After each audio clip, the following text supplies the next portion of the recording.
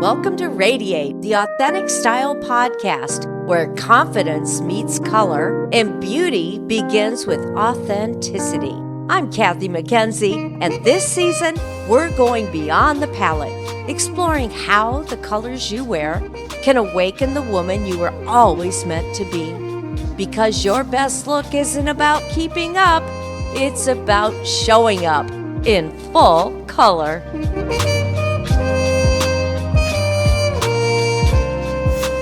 Today's episode is especially close to my heart.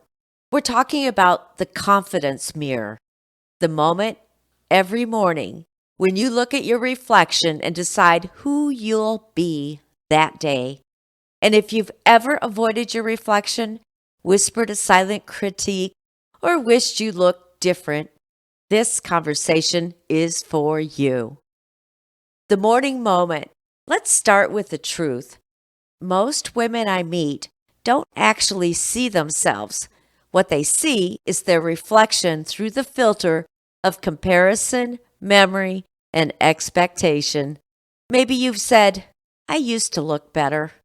Oh, I look tired. Oh, I hate how I look in photos. But here's what I want you to know. Your reflection is not a report card. It's a relationship. And like any relationship, it can heal. Color is one of the most beautiful ways to begin that healing. Because when your reflection finally feels like you again, radiant, harmonious, authentic, you start to rebuild trust with yourself. So, why do we lose confidence? Somewhere along the way, many of us begin to believe that confidence was something we had to earn through youth, perfection, or even approval. We learn to look for flaws instead of harmony. We learn to measure instead of appreciate. But confidence isn't built on perfection. It's built on acceptance. And style, real, soulful style, is not about looking younger. It's about looking true. When your clothing and your colors reflect who you really are, your mirror stops being a source of pressure and becomes a place of peace. So let me tell you a story. I'll call it the mirror moment. A client of mine, let's call her Linda, came to her consultation visibly nervous. She said, I almost canceled because, I didn't want to look at myself under those bright lights. We started gently, one color at a time. When we found her season, summer, and draped her in a soft periwinkle, her whole expression changed. She stared into the mirror for a long time and then whispered, I thought I was fading, but it turns out I was just wearing the wrong colors. That moment, that spark is everything because it's not about makeup or clothing. It's about recognition. When she saw herself in harmony, she didn't just see her reflection, she met herself again. Next, I'd like to talk about healing the reflection. The mirror can be a place of judgment, or it can become a place of gratitude. And you get to choose which. Here's a practice I often share with clients. 1. Reframe your inner voice. The next time you look in the mirror, catch the first thought that appears. If it's critical, soften it. Replace, I look tired with, I look human. Replace, I wish my arms were thinner with, these arms have carried me through a lot. Tiny shifts, powerful healing. 2. Dress for emotional alignment. Pick colors that support you. If you're feeling low, wear a color that uplifts you, not to hide your feelings, but to honor your energy and gently guide it upward. Color becomes emotional care. 3. Look for light, not flaws.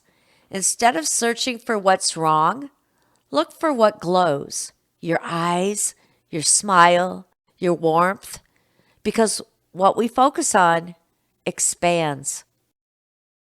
In section 5, let's talk about confidence as connection. Here's the truth about confidence.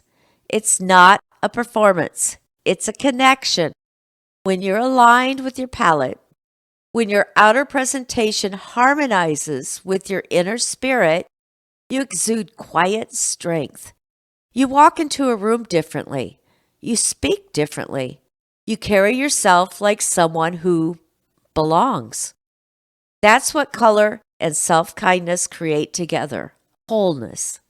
You stop trying to prove your worth because you already feel it. For our practice exercise this week, I'll call it the gentle mirror ritual. It's really just a simple ritual that I invite you to try this week. Stand in front of the mirror in natural light if you can. Take a breath. Look directly into your own eyes and say, I see you. You're still here. You're still beautiful. Then put on one color that feels like love. A scarf, a top, even a pair of earrings will work.